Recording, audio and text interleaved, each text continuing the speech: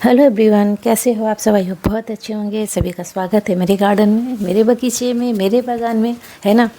और जैसा कि अगर आप लोग मेरी वीडियो देखते हैं, मैं बराबर से अपनी सब्जियां लगाती रहती हूँ हर सीजन की, और हार्वेस्टिंग भी लेती रहती हूँ। ऐसा नहीं है कि सिर्फ सब्जियों की मैं बीज लगा देती हूँ और मुझे कोई हार्वेस्टिंग नहीं मिलती है। बहुत सारी हार्वेस्टिंग मिलती है भाई। छोटा सा छत है, छत पे देखिए, मतलब कंटेनर में हम लोग ग्रो बैग्स में बागवानी करते हैं, तो जितनी भी सब्जियां हमको मिल जाती हैं, जो भी मिल जाता है, तो भाई ऊपर वाले का थैंक यू कहना चाहिए कि वो हमको दे रहे हैं इतनी मतलब ताज़ी हरी सब्जियां, बिना केमिकल का, बिना दवाइयों के छिड़काव का।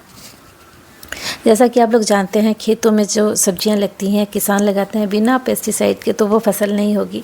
और अगर मतलब उतनी पैदावार अच्छी नहीं होती है बिना दवाइयों के छिड़काव के।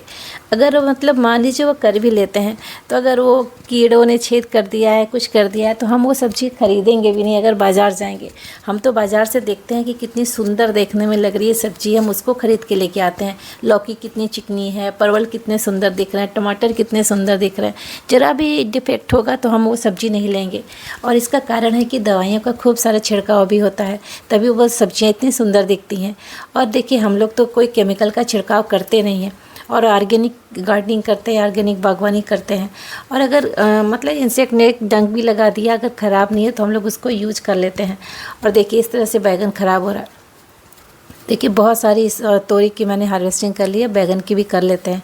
और अभी मुझे बैगन के नए प्लांट्स भी लगाने हैं, अभी आ नहीं पा रहा है मेरा पौधा फ्रेंड्स। और ग्रीन वाले बैगन जो ये है, इसके मैंने बीज रखे हैं, इसके मैं बीज डालूंगी, फिर जब पौधा तैयार हो जाएगा, लेट हो रहा है, फिर मैं उसको लगाऊंगी। तो देखिए कितनी अच्छी हार्वेस्टिंग मुझे मिली है, कुछ तोरी कुछ बैगन की, है ना।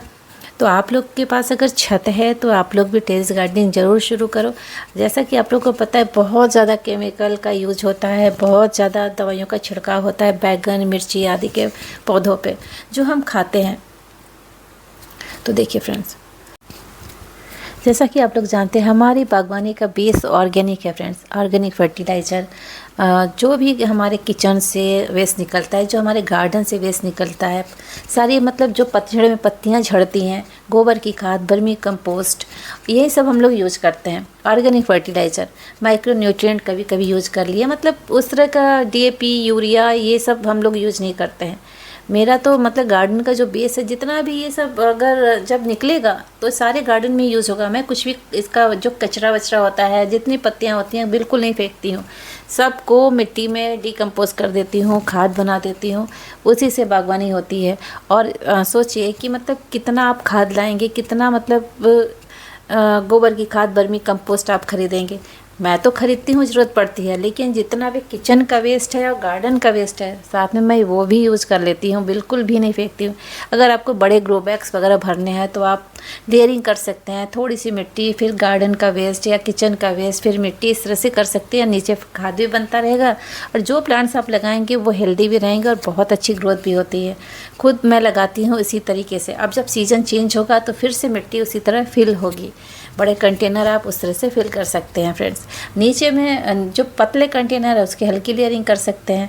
तो अभी तो सीज़न चेंज नहीं हुआ, जब विंटर्स की सब्जियां लगेंगी तब जब मैं मिट्टी पलटूंगी तब नीचे मैं लेयरिंग हमेशा करती हूँ। अब वो जब नेक्स्ट सीज़न में जब मैं उसकी मिट्टी पलटती हूँ तो हमेशा डिकम्पोस्ट हो जाता है, कुछ भी कूड़ा कचरा मुझे नहीं मिलता है। तो देखिए कितनी अच्छी मुझे आज हार्वेस्टिंग मिली है फ्रेंड्स। बाकी तो मेरी सब्जियां वगैरह बढ़ रही हैं धीरे धीरे। आज मैं जो फ्रूटिंग प्लांट्स हैं उसमें मैं थोड़ी फर्टिलाइज़र डालूंगी। बेस देखिए वर्मी कंपोस्ट है, उसमें थोड़ा सा मैंने नीम की खली डाली है, थोड़ा सा एप्सम साल्ट डाला है, थोड़ा सा माइक्रोन्यूट्रिएंट डाला है, क्योंकि जो फ्रूटिंग प्लांट्स है सिर्फ गोबर की खाद से नहीं वो मतलब बढ़ेगा अच्छे से, क्योंकि हम लोग ग्रो बैग्स गमले में गार्डनिंग करते हैं। अगर यही प्लांट्स ज़मीन में हमारा होता तो कुछ भी करने की ज़रूरत नहीं पड़ती है। ज़मीन की मिट्टी ऐसी होती है ऑलरेडी, वो खूब अच्छी फ्रूटिंग करती है, तो उतना मेहनत नहीं करना पड़ता जितना हमको गमलों में करना पड़ता है, मतलब फल पाने के लिए। तो देखिए हल्की हल्की मैं गुड़ाई कर दे रही हूँ। जो बीच का एरिया है उसको छोड़ के ज़्यादा गहरा गुड़ाई नहीं करना है, और थोड़ा थोड़ा एक एक मुट्ठी, दो दो मुट्ठी में खाद डालूंगी, मतलब जो मैंने मिक्स किया है, उसके अलावा मैं कुछ नहीं डालूंगी अभी। और मतलब कम से कम जब आप एक बार खाद दें तो कम से कम 20-25 दिन का वेट करें, मतलब दोबारा खाद देने के लिए। और अभी मानसून का सीज़न है, तो इस समय आपके जो फ्रूटिंग प्लांट्स हैं जो सर्दियों में फ्रूट्स देंगे, तो अभी आप प्रिपेयर करेंगे ना, तभी अच्छी फ्रूटिंग भी होगी। तो अपनी तरफ से मेरी पूरी कोशिश है फ्रेंड्स, मैं करती रहती हूँ। अब उस रिज़ल्ट का मैं वेट नहीं करती हूँ कि मुझे क्या रिज़ल्ट मिलेगा, क्योंकि आगे क्या होगा ये किसी को नहीं पता है। फ्रूटिंग होगी कि नहीं होगी, क्या होगा क्या नहीं होगा, तो इतना नहीं सोचना है। मेरा जो काम है मैं वो करती हूँ और पूरे मन से करती हूँ। देखिए इस तरह से थोड़ा थोड़ा मैं फर्टिलाइज़र दे रही हूँ, और उदास होने की भी ज़रूरत नहीं रहती है। जो ईश्वर दे दे खुश होना चाहिए, है ना। तो बस इस तरह से देखिए मैंने थोड़ा थोड़ा फर्टिलाइज़र दे दिया है, अमरूद को दिया है, और अभी मैं नींबू को भी दूंगी। और इस समय बारिश बीच बीच में हो जा रही है ना, तो नींबू के प्लांट्स को काफ़ी पानी मिल जा रहा है। और ग्रो बैग्स में पानी थोड़ा रुकता है, छेद बहुत छोटे हैं, जो ड्रेनेज होल है बहुत छोटा है। मैं सोच रही हूँ इसको थोड़ा सा बड़ा कर दूँ। तो देखिए फ्रेंड्स, क्योंकि पानी अगर आपका मिट्टी बहुत गीला रहेगा तो फ्लावरिंग आने में दिक्कत होगा। जब मिट्टी सूखी रहेगी तभी इसमें फ्लावरिंग आएगा। अब बहुत नमी है मिट्टी में, सारे मतलब ग्रो बैग्स की मिट्टी में बहुत नमी है, क्योंकि बीच बीच में बारिश हो जाती है, लेकिन बीच बीच में इतनी तेज़ धूप, देखिए सुबह से बहुत तेज़ धूप है, बहुत गर्मी है, हालत हो रही है ख़राब। बागवानी करना फ्रेंड्स आसान काम नहीं है, बहुत मेहनत का काम है, बहुत मेहनत लग जाता है। हम लोगों को शौक़ है इसलिए हम अपने छत पे बागवानी करते हैं। ऐसा नहीं है कि हमको 4 चीकू मिल जाए तो मेरा काम चल जाएगा, बस ये शौक़ है। मिलता भी है, सब्जियां तो खूब होती है फ्रेंड्स, और फलों में अमरूद आप लगाएं, बेर लगाएं, अमरख लगाएं, खूब फलता है। तो ऐसा नहीं है कि नहीं फलता है, फलता है, लेकिन केयर करनी पड़ती है। तो देखिए आज थोड़े प्लांट्स की केयर भी मैंने कर दी है, थोड़े थोड़े खाद वगैरह दे दिए हैं। अगर आपको मेरी वीडियो अच्छी लगती है तो फ्रेंड्स लाइक करें, चैनल को सब्सक्राइब करें, शेयर भी करें।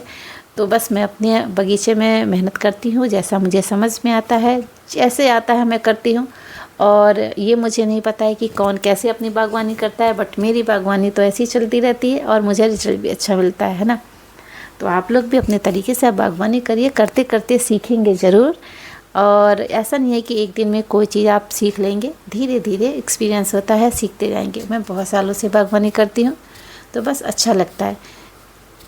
गर्मी हो, जाड़ा हो, बरसात हो, बागवानी अपनी तो चलती रहती है। तो फ्रेंड्स चलिए फिर मिलते हैं नेक्स्ट वीडियो में, तब तक